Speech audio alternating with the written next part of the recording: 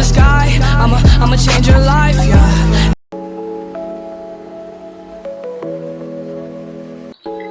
Hello everyone and welcome to today's video. My name is Pandora and today I will be doing a storytime video for the first time ever.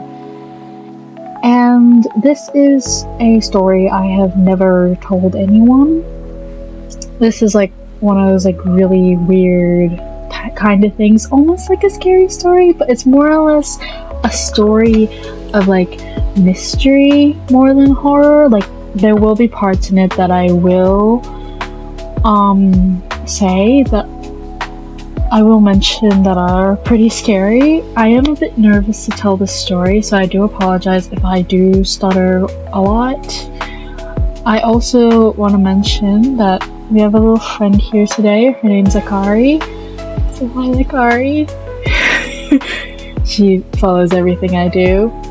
She's actually a new update for YouTube Studio, so if you want to, you guys can try this out as well, but of course you need a model.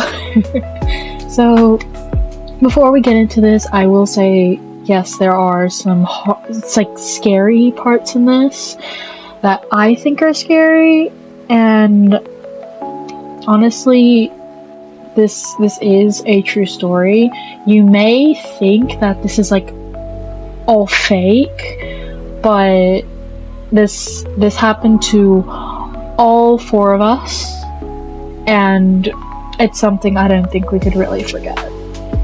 Although I haven't really talked to those three other people in a while, so yeah, but let's get on with the story. I hope you do enjoy it, and I do apologize for not making any videos for a while. I have been extremely busy and have had like some issues and haven't really found the inspiration to post anything. So I hope this video can make up for it. Okay, so before we get into it, as you can see here in the background right here, there will be a speed paint that is meant to link to this story. I will post the full like kind of like slowed speed paint when I get around to it, but for now it'll just be really quick and I do apologize if the video does lag. I promise I will edit the speed paint so it's slower, and maybe I could put in some lo-fi, who knows, and maybe I could explain the meaning behind it, but I think the meaning is within the story, so let's get into the story. Okay, so this story started somewhere around when I was in grade 7. So technically in like Australia, high school, starting of high school, but I think it's more or less like middle school in America, maybe? I'm not entirely sure, but yeah. So I had like this kind of like small friend group that I've had since elementary. I won't be revealing their names, so I will be calling them Kyo, Miki, and Corey. Those are the main 3 friends I had in my entire life. Of course, I have new friends now. I haven't talked to these 3 in a while. I mean, I still keep in contact with one of them, I think. The other 2, that's another story for another day. So, Kyo, Miki, and Corey.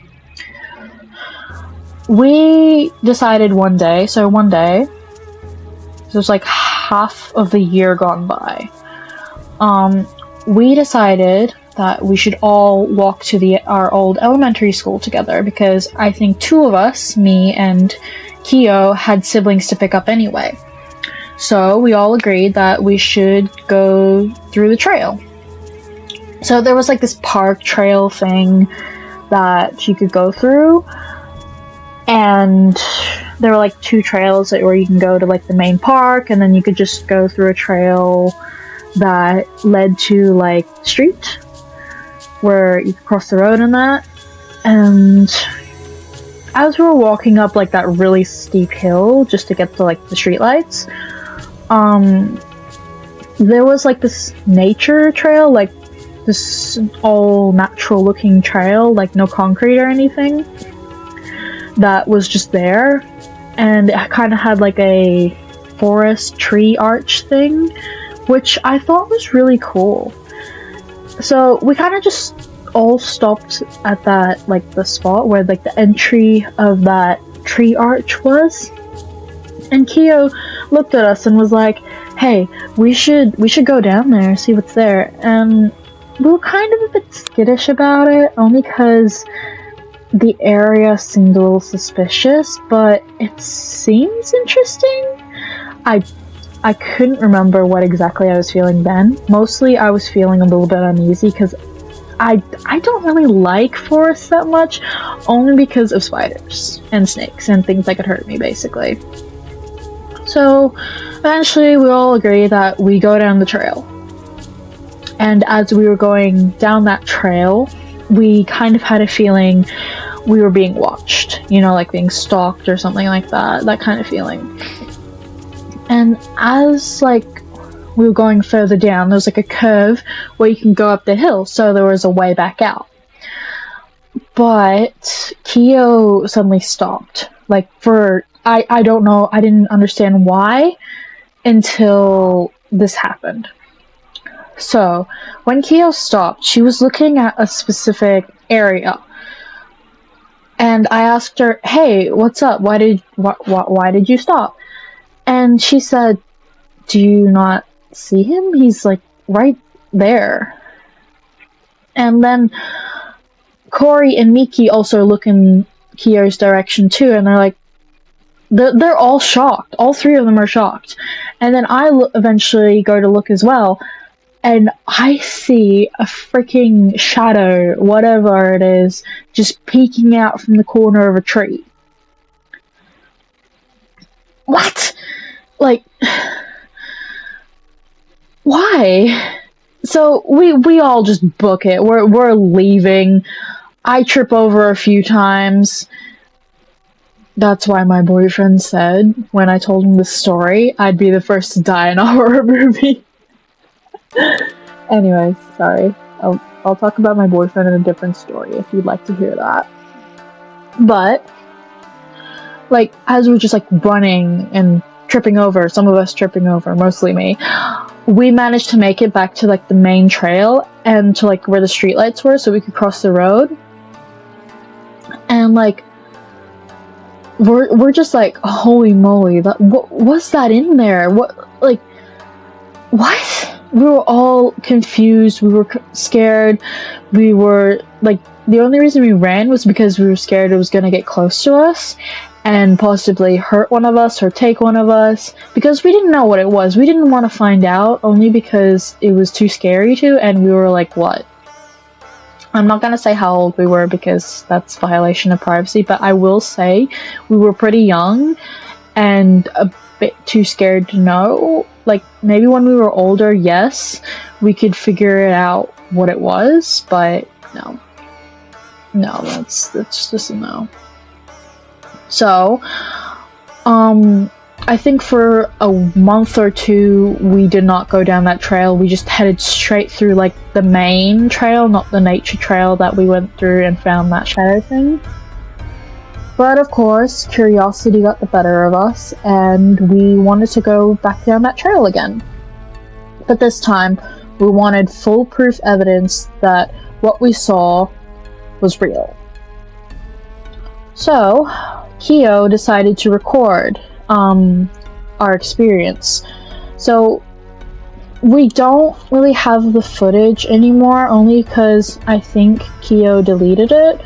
I don't know, because I haven't talked to her in ages and it's been a while and I don't know how to talk to her. I don't know. I've never entirely been like a people person. Like, I'll talk to people like as a sign of respect in that, and yeah, like I'll talk to people.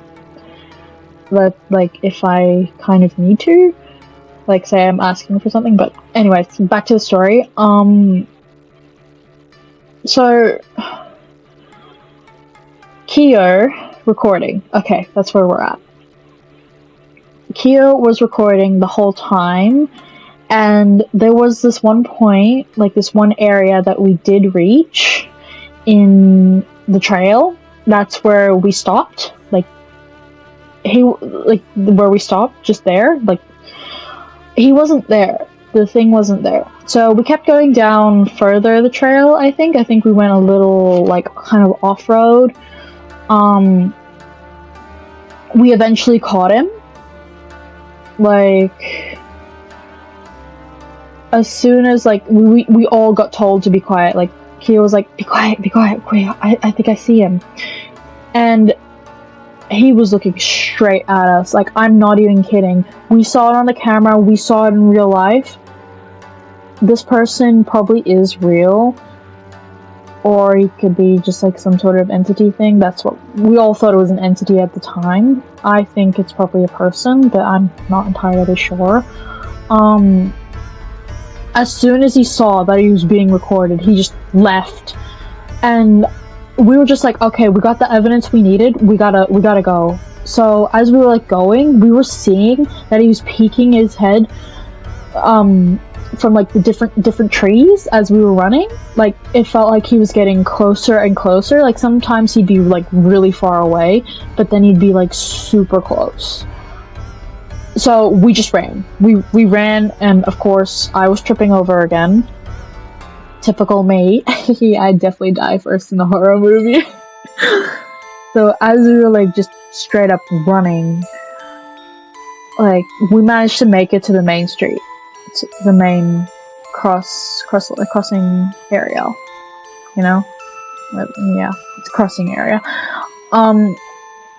We were all terrified, and as soon as we one of us, I think, who was it? I think it was Kier. As soon as she looked back, she said that she saw the figure peeking out from like one of the closer trees. So, like, a tree that was in sight, and it was sort of close to the main trail, but not that close that it'd be super noticeable. Like, noticeable, but not entirely noticeable. So, we were all, again, talking about the thing that we saw, and we're all genuinely freaked out. I'm freaked out as well. Like, even thinking about the story, I am still pretty freaked out. At some point, we kind of just stopped going down that trail because I think it was Miki or me that suggested that we do not go down that trail again, only because what's in there could hurt us, take us, it could do something bad, we might not see our families again if it takes us, or something like that. So we all agreed that we just don't go down that trail again. And we never went down that nature trail again. Lesson learned. Just don't go down weird looking trails. Although, for like, I think one of the nights when we were sleeping, okay, so call me crazy, but we all had a shared dream in a way. Like, I know this sounds like a really fake story, but what happened did happen. We all, like, had the same dream for some reason. Like, as soon as we all, like, went back to school, the day after we recorded what we saw in the forest, we all looked like we had hardly any sleep.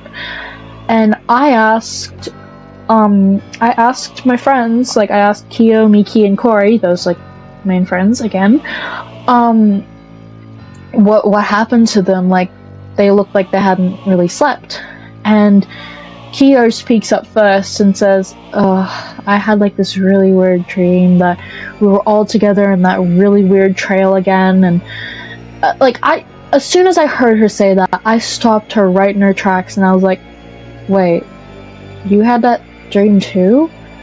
I saw you in that dream and we were at the trail too. And there was like a pattern forming between all of us. Then Miki explains that she had the same thing, and then Corey explains she had the same thing. Whoa. Like, we were all pretty freaked out about that, and then I think, who was it that suggested we should delete the video and then it wouldn't be upset with us?